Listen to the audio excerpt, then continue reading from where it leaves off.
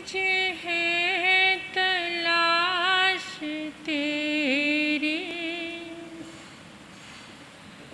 मुझे तेरी जुस्तजू है,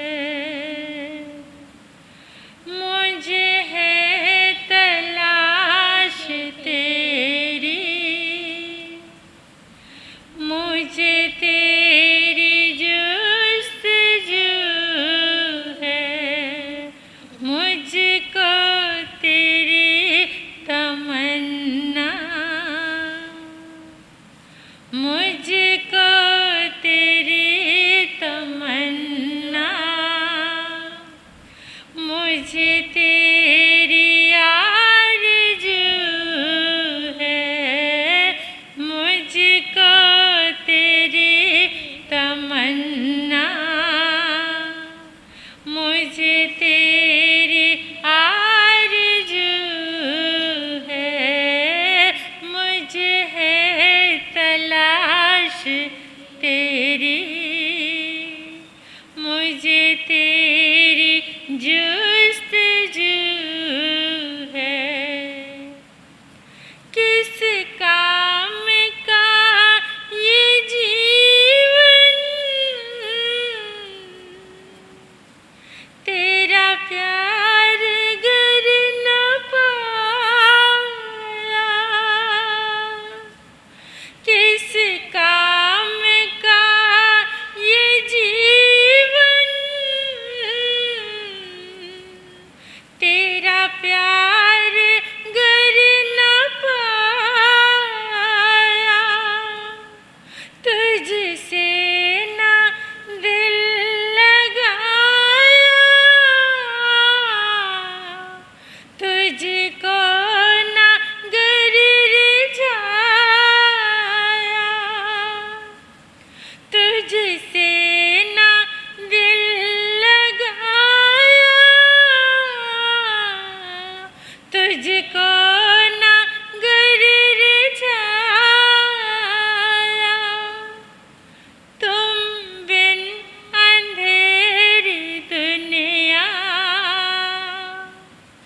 तुम बिन अंधेरी दुनिया,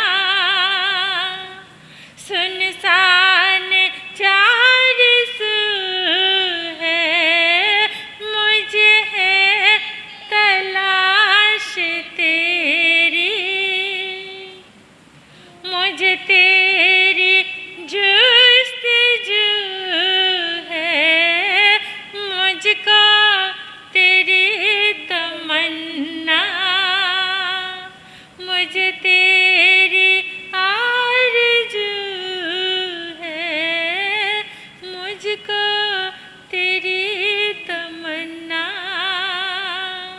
मुझे तेरी आरज़ू है।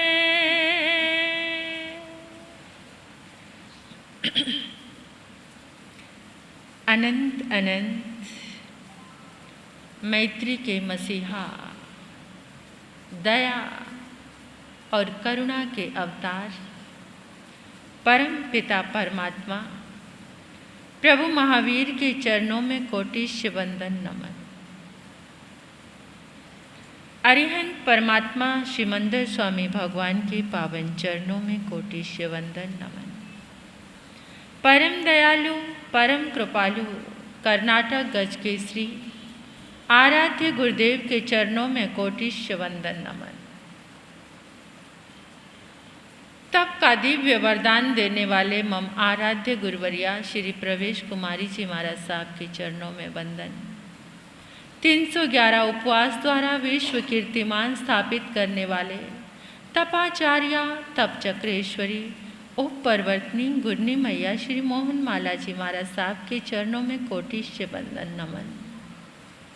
मेरे जीवन पर अनंत उपकार करने वाले, धर्म का दिव्य दान देने वाले आइंबिल तप आराधिका दक्षिण तप ज्योति आराध्य गुरनी मैया महासती डॉक्टर श्री पुनीत ज्योति जी महाराज साहब के चरणों में कोटिश वंदन नमन।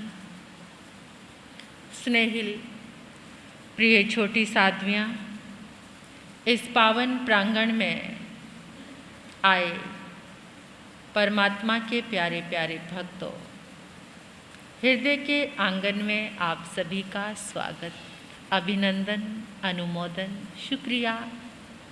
आप यहाँ पर आए, आप जिज्ञासु बनकर, प्रभु के उपासक बनकर इस धर्म स्थान की और संतों की ऊर्जा आपको मिलेगी, परमात्मा की वाणी का लाभ भी मिलेगा, जीवन के सूत्र भी मिलेंगे और धर्म स्थान की ऊर्जा।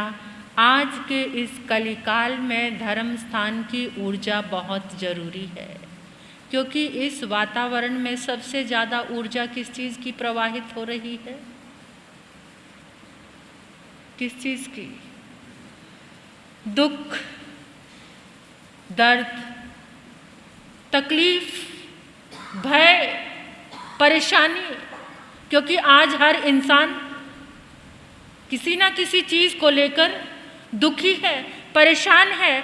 तो जितनी ज़्यादा ऊर्जा की क्वांटिटी होगी वातावरण में, वही तरंगे, वही वाइब्रेशन, तो उस वाइब्रेशन से, उस ऊर्जा से बचने का, दुख और तकलीफ से बचने का एक ही साधन है। वो कौन सा है? संत समागम। आप जो टीवी ऑन करके किसी संत का प्रवचन सुनते हो, वो आपको सुनना मिल रहा है, लेकिन समागम, संग नहीं मिल रहा। संतों का सत्संग जगत से तारेगा, भागेगा जो दूर जन्म वो हारेगा। संतों का सत्संग जगत से तारेगा, भागेगा जो दूर जन्म वो हारेगा।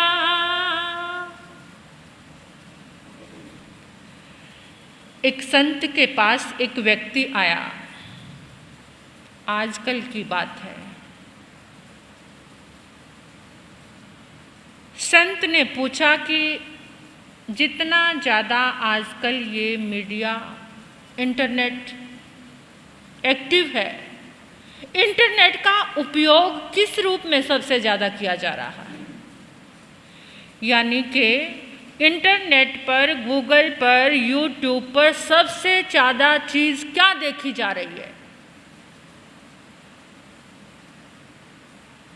आज के इस कंप्यूटर युग की बात है।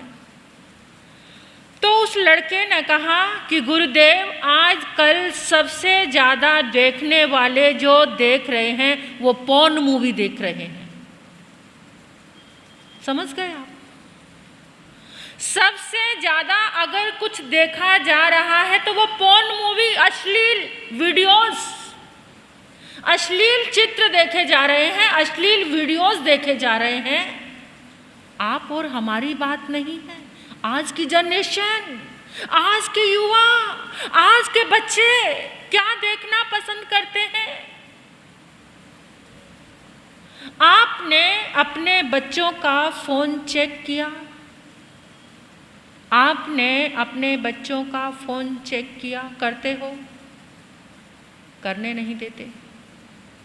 आप तो थोड़े से जन यहाँ पर बैठे हैं, जहाँ कहीं मेरी आवाज़ जा रही होगी वहाँ पर अगर सुनने वाले लोग सुन रहे हैं तो मैं एक बात पूछती हूँ, कौन माता पिता अपने बच्चों के फ़ोन चेक करते हैं? पूना में हमारा चतुर्मास था, 12 साल की बच्ची थी, उसकी माँ ने मुझसे आकर परेशानी रखी। महाराज साहब, रूम में जाती हूँ तो बच्ची फ़ोन बंद कर देती है और मैं कहती हूँ बेटा अपना मतलब मैसेज, चैट, इतने साल पुरानी बात है ये तो 2014 का चतुर्मास हमारा पूना महावीर प्रतिष्ठान में था। 14 की बात है, 7th क्लास में पढ़ने वाली बच्ची अपनी मम्मी को फ़ोन नहीं दिखाती है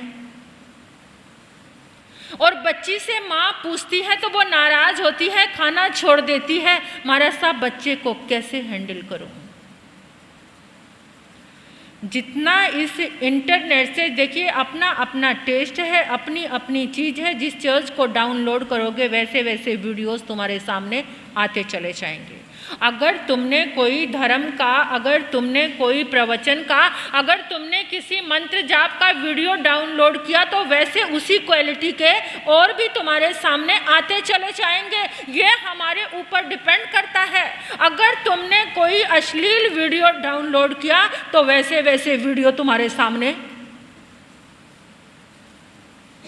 वो गुरुदेव दंग रह गए कि इतने ज़्यादा सिर्फ पोर्न मूवी देखने वाले इंटरनेट पे इसी की भीड़ लगी हुई है। आज ये जनरेशन हमारी कहाँ जा रही है, किस तरीके से रोका जाए इसको? क्या आप लड़ाई करके रोक सकते हो अपने बच्चों को? उसके लिए एक मंत्र बताऊंगी मैं। क्या हम लड़ाई करके, क्या हम बच्चों से नाराज़ होकर, क्या हम बच्चों से छीना झपटी करके उसको रोक सकते हैं? रोक सकते हैं? आप अपने बच्चों को रोक सकते हो? ये जो वातावरण में अश्लील वीडियोस की तरंगे फैलती जा रही हैं, जो पोर्न मूवीज़ की, अश्लीलता की, ऐसे विचारों की तरंगे फैलती जा रही हैं, उनको कैसे रोका जाए? कैसे रोका जाए? किस तरीके से उन बच्चों को समझाया जाए? एक बोतल चिरायता समझते हो? चिरायता क्या होता है? कुछ कड़वा सा पदार्थ होता है, लेकिन उसको पीने के बाद जो ब्लड होता है वो साफ़ हो जाता है। ऐसे चिरायता, ऐसे कुछ लिक्विड है। तो जैसे चिरायते में इतनी थोड़ी सी चीनी अगर चिरायते में डाल दी जाए तो वो चीनी क्या हो जाएगी? क्या हो जाएगी? कड़वी हो जाएगी। कड़वी हो जाएगी। श्योर? एक बोरी चीनी में अगर एक बोतल चिरायता डाल दिया जाए तो एक बोतल चिरायता अगर एक बोरी चीनी में डाल दिया जाए तो क्या हो जाएगा? मीठा हो जाएगा। क्योंकि क्वांटिटी किसकी ज़्यादा है? चीनी की ज़्यादा है। मैं आपको यही मंत्र समझाने जा रही हूँ। अगर आपके घर में परमात्मा के नाम की ऊर्जा है, अगर आपके घर में नमोकार महामंत्र के जाप की ऊर्जा है, अगर आपके घर में संत समागम की ऊर्जा है, तो बच्चों के अंदर जो भाव आ रहे हैं वो ऊर्जा भारी पड़ जाएगी और उनका मन बदलना शुरू हो जाएगा। ये सामूहिक आयोजन, सामूहिक जाप, ये सामूहिक आयंबिल तप, ये सामूहिक एकाशन तप, ये सामूहिक मंत्र जाप क्यों किए जाते हैं? उसका क्या रीजन है? यानी जाप करते करते जो तरंगे उठेंगी वो तरंगे कहाँ पहुंचेंगी? अगर एक बार पूरा विश्व सिर्फ 1 मिनट के लिए ओमकार का जाप कर लेना, ओम का पूरा विश्व, या पूरे जितने भी जैन समाज के लोग हैं सब मिलकर 1 मिनट में उसी समय में अगर 5 नमोकार मंत्र पढ़ लेना, तो ये जो ट्रैफिक चल रहा है ना, किसका? अश्लीलता का जो ट्रैफिक चल रहा है वो रुक जाएगा। किसी बुराई को अगर बदलना है तो तलवार उठाने की ज़रूरत नहीं। किसी को अगर चेंज करना है, किसी लड़ाई को रोकना है, तो उसके बदले में डंडा या तलवार या गोलियां उठाने की ज़रूरत नहीं है। उसके लिए किस चीज़ की ज़रूरत है? किस चीज़ की? प्यार की ज़रूरत है। किसी को बदलना है तो किस चीज़ से बदल सकते हैं? तो मैं आपको ये बात बताने जा रही हूँ कि जो आज इंसान इतना व्यस्त हो गया, अरे आज तो तरह तरह के प्रवचन आ रहे हैं, क्या करना है धर्म स्थानक में जा कर के? और समय भी कहाँ है? समय भी किसके पास है? जितनी ज़्यादा चिंता और दर्द की ये ऊर्जा आज वातावरण में है, उस ऊर्जा को अगर तुमने अपने आप के रूप में सही बनाना है, अपने लिए सुखद बनाना है, तो हर रोज़ सुबह उठते ही जो मैंने आपको बताया वो करना शुरू किया आपने। धन्यवाद किसने किसने दिया आज? 6 जीव निकाय के जीवों को सुबह उठकर धन्यवाद दिया या भूल गए? आपने दिया? आपने दिया, वेरी वेरी गुड, बहुत अच्छा। अध्यक्ष जी आपने दिया, संजीव भैया भूल गए? भूलना नहीं, आज भूलोगे कल याद आ जाएगा, अभी बैठकर ही दे लेना कि 6 जीव निकाय के जीव जो हमारे लिए सहयोगी हैं, जिनके बिना हम जी नहीं सकते, जिनके बिना हम चल नहीं सकते, जिनके बिना हम खा नहीं सकते, जिनके बिना हम रह नहीं सकते, उन सभी जीवों का धन्यवाद है मेरे माता पिता को, जिन्होंने मुझे ये जीवन दिया। धन्यवाद है मेरे सहयोगियों को, जिन्होंने मुझे संपूर्ण खिला हुआ जीवन कब बनता है? जब आप पूरी तरह से खिले हुए किसी फूल को देखते हो तो आपका मन क्या करता है? आकर्षित होता है उसकी तरफ, प्यारा लगता है। एकदम खिले हुए फूल को देखकर अंदर एक तरंग सी उठती है और मुस्कुराने को दिल करता है। खिले हुए फूल पर भंवरे आते हैं। ऐसे ही जीवन भी अगर समग्र रूप से खिला हुआ है, लेकिन ये जीवन खिलेगा कब? आप हर कोई आज शांतिपूर्ण जीवन चाहते हो, जीवन में आनंद चाहते हो और जीवन में सुख सुविधाएं भी भरपूर चाहते हो ना, सब चीज़ें, सुख सुविधाएं भी मिले और जीवन में शांति भी मिले। तो ये दोनों चीज़ें कैसे मिलेंगी? आपको धन भी मिले, शांति भी मिले, सुख सुविधाएं भी मिले, ये कैसे मिलेंगी? जब आप किसी कार्य को करने के लिए पूर्ण रूप से पुरुषार्थ करते हैं, गति देते हैं, चाहे कोई भी कार्य है, चाहे वो बिजनेस का हो, चाहे वो धर्म का हो, चाहे वो लौकिक जीवन का हो, चाहे किसी भी जीवन का हो, जब तुम उसमें 100% एफर्ट डालते हो, 100% डालते हो, तभी तुम्हें उस चीज का रिजल्ट मिलता है। एक तुमने पुरुषार्थ किया, दूसरा तुम्हारा मन शांत होना चाहिए। शांतपूर्ण मन से पुरुषार्थ से किया गया जो कार्य है तुम्हारे जीवन को खिला देगा।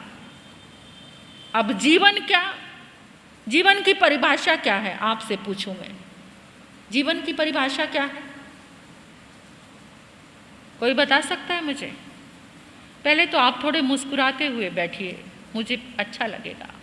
थोड़े से मुस्कुराते हुए, जितनी देर मेरे सामने बैठते हो थोड़ा मुस्कुरा के बैठा करो, अच्छा लगता है। जब हम मुस्कुराते हैं ना तो भीतर भी ये मुस्कान चली जाती है। तो आप जीवन के विषय में कुछ बताएंगे मुझे कि जीवन क्या है? क्या है जीवन? हाँ, कुछ लोग कहते हैं कि जब तक प्राण है अंदर तब तक जीवन है, प्राण निकल गए तो जीवन नहीं है। ठीक है, ये एक बहुत गहरी बात है, लेकिन सर्वे किया गया तो कुछ लोग ऐसे आए जिन्होंने जीवन को अलग अलग रूप में बताया। जैसे कुछ लोग इकट्ठे थे, उसमें कौन कौन थे? एक तो दर्जी था, एक नाई था, 2 मियाँ बीबी थे, एक फिल्म डायरेक्टर था, एक कंजूस व्यक्ति था और एक कारीगर कर्मचारी था, और उन लोगों के बीच में एक छोटा बच्चा भी था।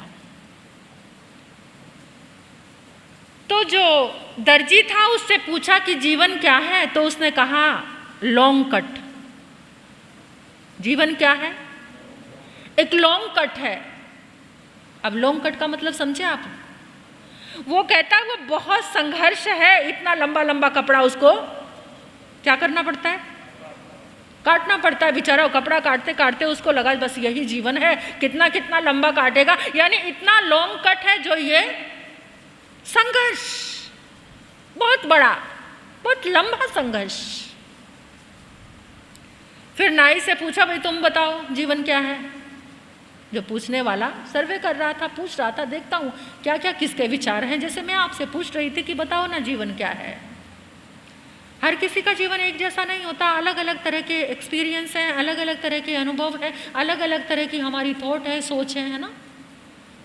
तो नाई कहता शॉर्टकट। नाई ने क्या कहा? जीवन क्या है? शॉर्टकट कैसे? जो बाल कटाने आते हैं थोड़े से बालों को क्या कर दिया, शॉर्ट करता जाता है। वो कहता बस यही, इतनी छोटी सोच वाला भाई शॉर्टकट, वो क्या समग्र जीवन जिएगा या वो क्या पूरा जीवन जिएगा? बस उसने तो कह दिया कि जीवन शॉर्टकट है। और फिल्म डायरेक्टर से पूछा कि आप बताएंगे जीवन क्या है? वो कहता कट ही कट। क्या? जिंदगी बीत गई, बार बार यहां से कट वहां से cut, cut cut cut cut करते करते जिंदगी, यानी कट की जिंदगी है और कुछ नहीं। यहां से काटा वहां से काटा, ये बन गया, अब इसको काटो अब इसको काटो, यानी कट कट करते करते जिंदगी बीत गई। ये तो बात हो गई। अब मियाँ बीवी का नंबर आ गया।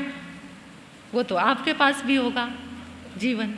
हाँ, अब जब मियाँ बीवी का नंबर आया, उनसे पूछा कि जीवन क्या है? वो कहते किट किट। क्या है? किट किट करते करते जिंदगी, आज किसी बात में किट किट, कल किसी बात में किट किट। कभी बीवी ने कह दिया उसमें किट किट, बीवी कहती पति ने बात नहीं मानी उस बात में किट किट, यानी जीवन क्या है? किट किट में जीवन निकल रहा है। अब किसका नंबर आ गया? कंजूस का। कंजूस क्या कहने लगा? कूट कूट के कसौटी। क्या कहता? कूट काट के कसौटी, यानी जीवन क्या है? यहां से भी कूट के थोड़ा सा काट लिया और उसको इकट्ठा कर लिया, कसौटी में अपने जीवन को कस रहा है। यहां से भी काटा, यहां से भी बचाया, यहां से भी कूट काट की, यानी कूट काट करके इधर उधर से कंजूसी कर करके जीवन बिता दिया। आज तक जीवन में कोई आनंद, जब कंजूसी छोड़ेगा तभी तो आनंद आएगा, लेकिन छोड़ने को तैयार नहीं है। अब एक कारीगर से पूछा कि तुम बोलो जीवन क्या है? कारीगर कहता कल कल। क्या है जीवन? कल कल। क्योंकि वो किसके पास रहता है? मशीनों के बीच में। मशीनों के बीच में रहता है और मशीनें की आवाज क्या आती है? कल कल कल। वो कहता कल कल करते जीवन निकल गया। कल कुछ सुख मिलेगा, कल कुछ सुख मिलेगा, कल कुछ सुख मिलेगा, लेकिन सुख आज तक भी समझ नहीं पाया कि जीवन क्या है। अब किसका नंबर आ गया?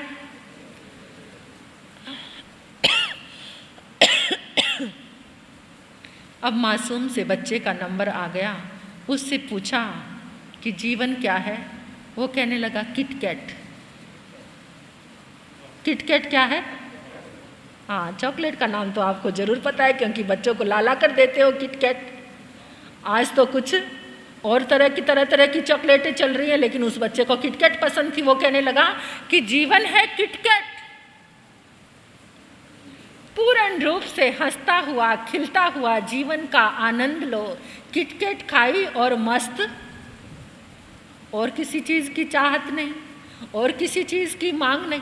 बच्चा पूर्ण रूप से खिला हुआ था, क्योंकि उसके पास बचपन था। ना कल की चिंता थी, ना बीते कल की, ना आने वाले कल की, ना आज की। तो जीवन अगर समग्र रूप से खिलाना है तो किसकी तरह बनना है? हाँ, देखो बचपन, सबसे हम जब जीवन की कसौटी कसते हैं तो सबसे पहले क्या कहते हैं? कौन सा जीवन सबसे अच्छा है? और वो भोले भाले बालक की तरह बन गया तो वो जीवन में सुखी हो गया। लेकिन ये पूर्णतः खिला हुआ जीवन कब बनेगा? जब हम ये धन्यवाद की साधना को, जब हम दिल से कृतज्ञता से भरकर किसी को हम ये धन्यवाद की साधना देंगे। मैंने कल आपको कहा था कि किसी को ग्रह नक्षत्र परेशान नहीं करेंगे अगर जो धन्यवाद की साधना करता है। आपको पता है पूरा ज्योतिष विज्ञान 5 शब्दों में बना है। ग्रह, चांद, सूरज, ग्रह, नक्षत्र और तारा। ये ज्योतिष विज्ञान कितना भी बड़ा हो, इन 5 चीज़ों को लेकर बना है। सूर्य तेजस्विता, कहते हैं ना, ये सूर्य ऊंच का है, उसका सब जगह सम्मान मिलता है उसको। वो सब जगह पूजा जाता है। सूर्य उसकी राशि में उच्च स्थिति में बैठा हुआ है। आपने कभी सूर्य को धन्यवाद दिया? नहीं दिया, नहीं दिया। आज से आप किसको धन्यवाद दोगे? सूरज रोशनी देता है ना, सूरज के जैसे तेजस्वी बनना है, आपको सम्मान पाना है ना, तो सूरज को धन्यवाद देना शुरू कर दो। चंद्रमा के जैसे, चंद्रमा नीच का है, विचार टिकते नहीं, डिप्रेस्ड हो गए, एंजाइटी हो गई। शायद चंद्रमा को धन्यवाद नहीं दिया। चंद्रमा बैलेंस में नहीं है। चंद्रमा का और मन का बहुत गहरा संबंध है। ये कभी विषय चलेगा तो ये बड़ा वैज्ञानिक विषय है कि चंद्रमा का मन से बहुत गहरा संबंध है। तो अगर तुमने चांद को धन्यवाद दिया तो चांद क्या हो गया? तुम्हारा चंद्रमा। ग्रह, सब ग्रहों को तुमने धन्यवाद दिया, नक्षत्र, नक्षत्रों को, तारा, ये सब चीजें मिलकर इस सौंदर्य को बढ़ाती हैं, धरती के सौंदर्य को, हमारे जीवन के सौंदर्य को, नेचर के सौंदर्य को बढ़ाती हैं। तो उनको क्या देना है? जब तुम हर रोज इन पांचों को धन्यवाद दोगे तो तुम्हें कोई भी ग्रह परेशान, गारंटी से कह रही हूँ मैं ये बात आपको, गारंटी से। आप करके देखना, कितना छोटा सा सूत्र है, आपका कोई पैसा खर्च नहीं होगा, कहीं जन्म कुंडली बताने की ज़रूरत नहीं है, किसी ज्योतिषी के पास जाने की ज़रूरत नहीं है। सिर्फ मन से, दिल को प्रेम से भरकर, कृतज्ञता से भरकर, विनय के भावों से भरकर अगर तुम सूरज, चांद, ग्रह, नक्षत्र, तारा, ये पांचों चीज़ों को रोज़ धन्यवाद देते हो तो वो तुम्हारी व्यवस्थित रहती हैं। मैं आपको रोज़ रोज़ धन्यवाद दूं, आप मेरे ऑपोजिट कुछ बोलोगे? अगर मैं प्रेम से भरकर हर रोज़ आपको धन्यवाद दूं कि आपका बहुत बहुत उपकार है मेरे लिए, आपको वेरी वेरी थैंक्स, बहुत बहुत धन्यवाद, तो आप मुझे किसी चीज़ में परेशान करेंगे? नहीं करेंगे ना। तो यही उनके साथ भी है। अगर तुम प्रेम से भरकर उनको रोज़ धन्यवाद देते हो तो ये कोई भी सूरज, चांद, ग्रह, नक्षत्र, तारा तुम्हारी जन्म कुंडली में आकर तुम्हें परेशान नहीं करेगा। ये मैंने 3 दिन फोकस इसलिए किया है इस वर्ड पर ताकि ये तुम्हारे रोम रोम में बस जाए, तुम्हारे जीवन में उतर जाए। लेकिन देना एकदम अच्छे से अंदर जाकर, खाली शब्दों से नहीं। देखो, जितना मीठा डालोगे उतना ही टेस्ट आएगा तुम्हें, जितना गुड़ डालोगे उतना ही टेस्ट। गुड़ तो आजकल कौन डालता है? शुगर, चीनी, शक्कर, जो भी आप करते हो, अगर आपने इतनी सी डाली तो वो फीका रहेगा। अगर आपने केवल जीभा का संयोग रहा तो वो फीकी रह जाएगी चीज़ आपकी, वो 100% आपको नहीं मिलेगी। अगर आपको 100% लेनी है तो बहनों क्या करना शुरू करना है आज से ही?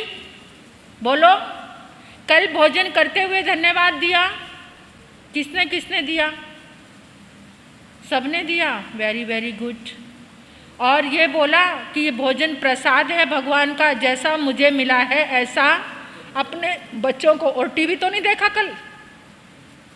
भोजन करते समय कल टीवी तो नहीं देखा? नहीं ना? पक्का ईमानदार हो? Very very honest. हाँ, ठीक है, बहुत अच्छा। और उधर से वो समय की सुई भी मुझे कह रही है बस करो बस। हाँ हाँ, शुक्रिया अदा कर रही है कि जितना बोला उतना बहुत शुक्रिया, अब रुक जाओ नहीं तो सब उठ के चल पड़ेंगे, है ना? मेरा रुकना आपका ठहरना है और मेरा बोलना आपका चलना है। देखो कैसा विरोधाभास है। इसलिए मुझे रुकना बहुत ज़रूरी है। आप सबका बहुत बहुत धन्यवाद है। लेकिन मैं ये कहती हूँ, ऐसे व्यस्तम टाइम में भी आप बहुत दूर दूर से आते हैं, लेकिन आपका कोई तो दोस्त ऐसा होगा जो आपका कहना मानता होगा, आपके घर का कोई मेंबर तो ऐसा होगा जो आपका कहना मानता होगा, तो उनको साथ तो लेकर आया करो। अनु भैया कहते नहीं कहना मानता। हाँ, आपकी बीवी तो बहुत अच्छी है, वो तो कहना मानती है, कोई बात नहीं, कल से उनको लेकर आना साथ में। देखिए बहनों, आप लोग भी एक एक जने को भी साथ में लाने का पुरुषार्थ करोगे, धर्म दलाली मिलेगी। पता है ब्रोकर आजकल कितने कितने अमीर हो गए हैं, तो आपको भी तो थोड़ा अमीर होना है ना। वैसे बाहर की संपत्ति तो बहुत मिली है, लेकिन कैसी अमीरी चाहिए? धर्म की अमीरी। किसी को सुनवाने के लिए लेकर आओगे तो वो दलाली किसको मिलेगी? किसको मिलेगी? वो आप लोगों को ही मिलेगी। कोई ना कोई दोस्त जब किसी पार्टी में जाते हो, जब किसी मूवी पे जाते हो, जब आउटिंग पे जाते हो या डिनर पे जाते हो, लंच पे जाते हो, किसी भी दोस्त को कहोगे तो फटाफट, है ना, इनविटेशन दोगे तो फटाफट साथ चलेगा ना, कोई मना नहीं करेगा। तो थोड़ा सा यहाँ के लिए भी इनविटेशन, आपका पुरुषार्थ होना चाहिए। इनविटेशन दो। हमारा तो काम है, हम आपको जगाते रहेंगे, कभी ना कभी तो जागरण होगा ही होगा। तो इसलिए जाग जाइए और सबको साथ लेकर आइए। इसी के साथ ओम शांति। आप सभी का पुनः पुनः धन्यवाद, शुक्रिया। हाँ, हमारे बीच में अहमदनगर से भी हमारे भाई रोशन जी गांधी आए हुए हैं। हम आपका इस धर्म सभा में बहुत बहुत धन्यवाद करते हैं, आपका अभिनंदन करते हैं और मंगल कामनाएं देते हैं। इधर हमारे नमोकार महामंत्र के जाप की जो ज्योति जल रही है, घर घर का आंगन पावन हो रहा है। तप से और जप से दो ही चीज़ें हैं जो पावन पवित्रता देने वाली हैं। तो आज 26 तारीख है। आज का जो नमोकार महामंत्र की ज्योति का प्रकाश हो रहा है, मनीष जी, निशा जी, इनके निवास स्थान पर समय कौन सा है? आए हुए हैं मनीष जी, निशा जी? 3 से 5, हाँ आए हुए हैं, धन्यवाद है। जो भी आपके यहाँ उनके माता जी आए हुए हैं, तो 3 से 5 इनके यहाँ पर जाप है। आप सभी जो भी जाना चाहें, जाना ही चाहिए, एक दूसरे का सहयोग करना चाहिए। और कल के जो नमोकार महामंत्र की ज्योति का जाप है, वो श्री राकेश जी सुपुत्र श्री बादोराम जी, श्री राकेश जी पुत्र श्री बादोराम जी। अभी मेरे पास जाप के नाम नहीं आए हैं। 30 तारीख भी खाली है, 31 का आ चुका है। आगे 1 2 3 4 ये जाप आप लोग लिखकर और कैसे करके, या बहनें जो आई हैं वो लिखा कर जाना। जिन्होंने अपने यहाँ पर जाप कराना है वो जाप लिखा करके जाना। आइम्बिल तप की लड़ी में आज के आइम्बिल जो हैं, सुमन जैन, धर्म पत्नी श्री रजनीश जैन आए हैं क्या? गुन्नी जी महाराज साहब ने एक ही बात कही थी कि जिनका आइम्बिल हो वो धर्म सभा में आकर कराएं तो बहुत अच्छा लगेगा। और बिमला रानी जी, धर्म पत्नी श्री सुभाष जैन आए हुए हैं। आप खड़े होकर पचखान ले लीजिए।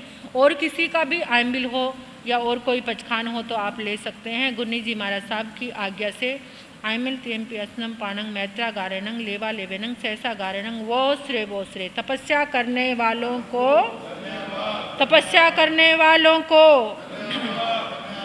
हाँ, कल 27 तारीख है। कल के आइम्बिल में श्री सत्यनारायण जी, इनका आइम्बिल है। और दूसरा आइम्बिल है शिखा जैन, वाइफ ऑफ श्री पंकज जैन। ये फ़ोन नंबर इनके लिखे हुए हैं, उनको समाचार वैरागन दे देगी। तो आप अपना ध्यान रखना। जिन्होंने अभी आइम्बिल और जाप नहीं लिखाया, कोई भी खाली मत जाओ। घर में एक आइम्बिल और नमोकार महामंत्र का जाप आपके घर की ऊर्जा को साफ और स्वस्थ बनाएगा। तो इसलिए ये जाप पाठ बहुत ज़रूरी है।